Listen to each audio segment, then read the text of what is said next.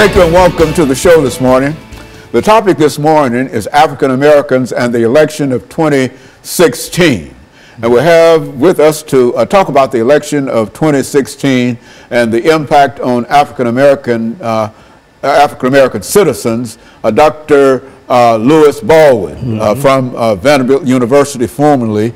And of course, Dr. Baldwin, you're retired now and doing great work, going all over the world, talking about Dr. Martin Luther King. And I think we've said time and time again that you are the greatest Martin Luther King scholar in this nation, primarily because of your scholarship in reference to doing it. And that's why we simply call upon you time and time again, because not only are you familiar with Martin Luther King, but also information that is contemporary with Dr. Martin Luther King. And I want to say publicly how we appreciate you and for the information that you're giving, and I know our audience feels the same way.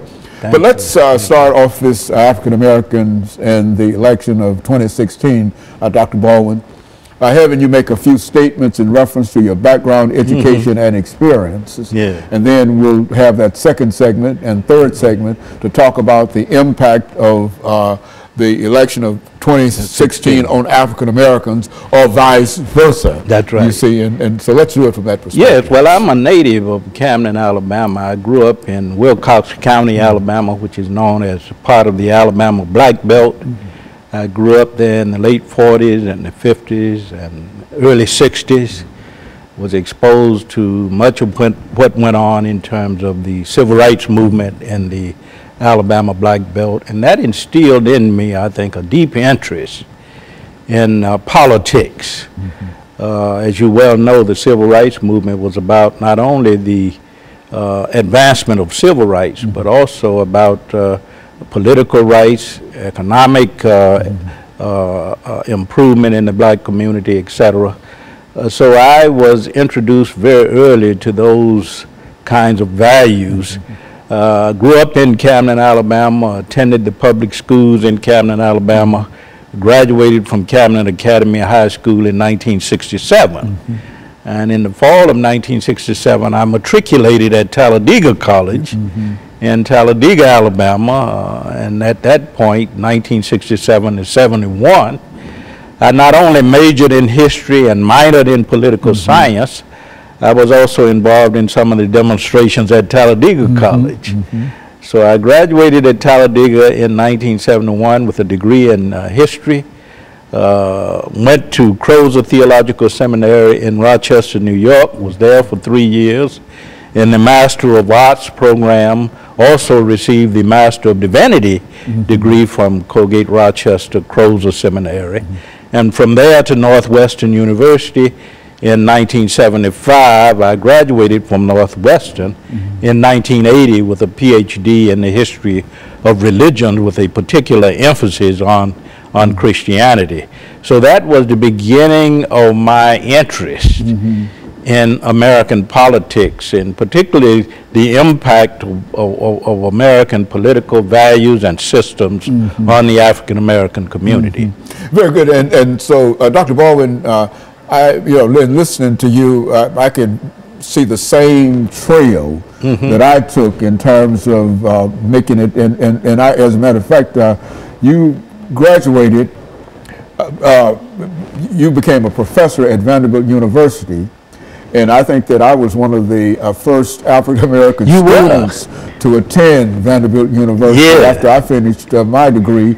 And so I knew you quite well, and of course I knew all of the folks that you know from Vanderbilt University, from Kelly Miller Smith, et cetera, et cetera. And so I can say that you've made a tremendous contribution, but you also helped the university and the Divinity School make an even greater contribution in terms of the African American experience. And I simply wanted to say that so that people will know that in a real sense you've made a tremendous contribution. Now you brought with you today a book, Dr. Baldwin, and let's talk about that book. Yes, that book, of course, is part of my effort to contribute to the continuation of the struggle through my scholarship.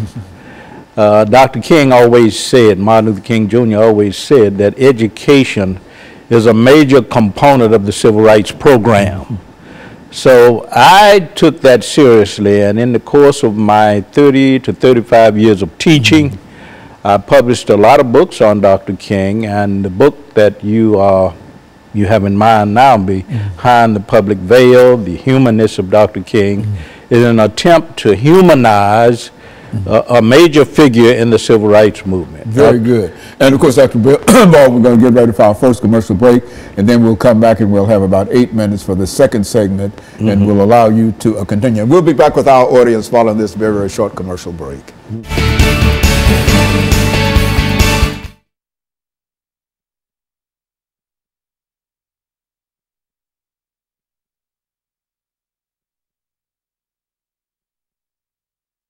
Well, you know, we've been sitting here for 35 years. Yeah. You were a student of August Meyer. August Meyer, that's right. That's right. That's as a matter of fact, I got to Vanderbilt because of August Meyer. Did you? He was over at Fisk teaching. And he's no longer alive. No, he and Elliot Rudrick. Yeah. He was over at Fisk, and they wouldn't allow him to come over to Vanderbilt and use the library.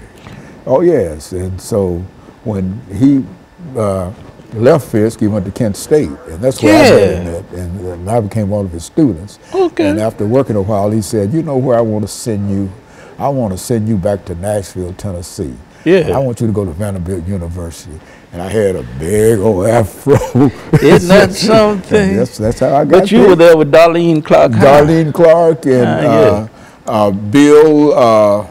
let's see, Darlene Clark. It's about 6 or 7 of us there. Okay. I was there. Yeah, she's at Northwestern, I think, now. Yeah, is she still working? Has she retired yet? I'm not sure, but I know she was at Northwestern. She was at Michigan State. Then at Northwestern. Yeah, we were there together. We were both August Meyer students. We really had a good time in terms of studying under Dr. August Meyer, and he was a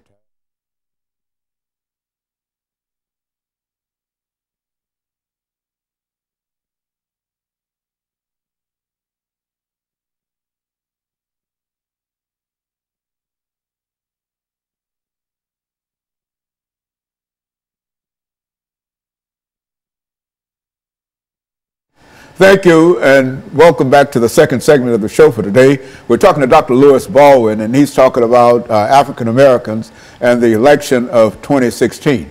Dr. Baldwin, let's see if we can continue this second segment by talking about some of the issues in this election that might have an impact upon African Americans and some of the consequences. I think that's very important. I would say that the issues confronting Black Americans in this election, of course, are the same issues confronting all Americans to some extent. We're very interested in education, very interested in jobs, in a living wage, you know, and also issues that have to do with child care, that kind of thing. But when you look at the Black community, you're also taking into account more specific concerns, such as the relationship of the African American community to law enforcement. We know the epidemic of police shootings over the last decade. So Black Americans have a specific concerns about how we might improve relations between the Black community and policemen, or the Black community and law enforcement. And we also have a concern about equality, racial equity in the criminal justice system. And I don't see those issues being addressed very much on either side. Of course, we vote democratically primarily, African Americans do. But if you look at the presidential debates, 2 debates that have occurred so far, very little has been said about the Black community's relation to law enforcement, and very little has been said about the criminal justice system. Well, it seems to me that very little has been said in terms of policy about many things. Exactly. With this election, but go on. Yeah, how do you deal with issues of poverty, for an example, in areas like Detroit and Chicago? How do you deal with gun violence? Essentially nothing has been said about that policy-wise. So what we're dealing with here is an African-American community that is struggling with how to cast their votes. I think I think most in the African American community will remain loyal to the Democratic Party. But we have to admit that very little has been said about these kinds of issues, about issues of affirmative action, about issues of voter suppression and intimidation. These are the kinds of issues that black people hold dear. And unfortunately, we haven't seen much of this addressed in the debates between the presidential candidates. But I think African Americans will remain loyal to the Democratic Party. And you know, Dr. Baldwin, sometimes it appears that we've simply forgotten what the suffrage has done for African Americans. Exactly. You know, and I'm just hoping that there will be a renewed attempt on the part of our leaders to further enhance what we're trying to do at the ballot box. Exactly. If you look at the statistics now in the polls, I think we can say that 87% of African Americans will support the Democratic candidate. Of course, studies show since August of this year, 2016, that in some states 0% support the Republican candidate. And I've seen in other polls 1% to 8% for the Republican candidate. So what you see in these polls, of course, is the continuing loyalty of African Americans to a particular party system, the Democratic Party. But again, you know, the question remains, you know, to what extent have these party systems addressed the kinds of issues that African Americans hold dear? And I think that it's true, as you indicated, that we've seen very little information in reference to what the Democratic Party can and will do in terms of policy. Exactly. But on the other hand, the other folks have said absolutely anything about it. Exactly, you know, exactly. And using what they refer to as dog whistles and all those kinds of old ideas of taking us back a century, almost a century. And that's the point you have to be careful about. How, to what extent will we turn back the clock? And I think you're quite right that the failure to address these issues means, of course, that what black Americans feel and what they cherish have really gotten lost in this election cycle. You don't hear much discussed at all about what we think, or what we feel, or what we think about the future, or the kinds of issues that we hold dear, the kinds of values that we cherish. And so it's a very strange election cycle. And I think it's summarized by the word, what have you got to lose? Exactly, exactly. And when you start summarizing everything and looking at a large percentage of the electorate from that perspective, it's really difficult to find out how, and I don't see how a party can survive with the kind of attitudes that many of them are taking toward not only Africans, but all minorities. Yeah, Latino Americans, Muslim Americans, gay and lesbian Americans. You have to be very careful. I think you have to be able to respond with policy initiatives that speak to the concerns of all of these segments of our society. And unfortunately, we haven't heard very much about that at all. And of course, these debates that they're having really does not, in a real sense, produce any kind of information. It's a lot of showmanship and a lot of whatever. But really very little information in terms of what people will do. And charges back and forth, attacks back and forth, and very little in terms of policy initiatives and policy solutions to the problems that we all face as Americans, and more particularly what African Americans face. And we've been down for a long time in terms of the kind of aid and assistance that we need in terms of ability to do what we have to do. Exactly. We're concerned very much about our future in this country. What about the future of affirmative action initiatives? What about the future of voting rights? What about the future of pay equity and employment opportunities?